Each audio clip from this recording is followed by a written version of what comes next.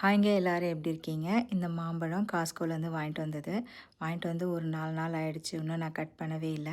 காஸ்கோல தான் மாம்பழம் வாங்கிட்டுருக்கேங்க ஒரு 2 வருஷமா. வேற எங்கேயும் நான் வாங்குறதில்ல. ஆர்கானிக்ன்றதால காஸ்கோல வாங்குறேன். இல்லைன்னா அது கூட நான் வாங்க மாட்டேன். நம்ம ஊர் மாம்பழம் மாதிரி அவ்வளோ இனிப்பாலாம் இருக்காதுங்க.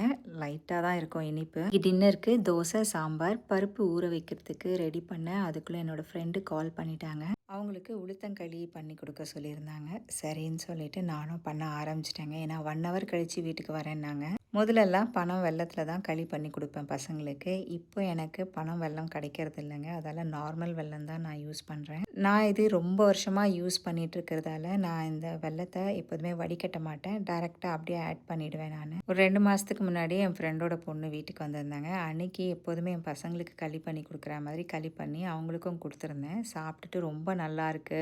அவங்க உளுத்தங்களி எல்லாம் வீட்டில் பண்ண மாட்டாங்க. அதால் இன்றைக்கி அவங்க எனக்கு கால் பண்ணி என்னோடய பொண்ணு உளுத்தங்களி கேட்டிருக்காங்க. கொஞ்சம் பண்ணி கொடுக்குறீங்களா நீங்கன்னாங்க.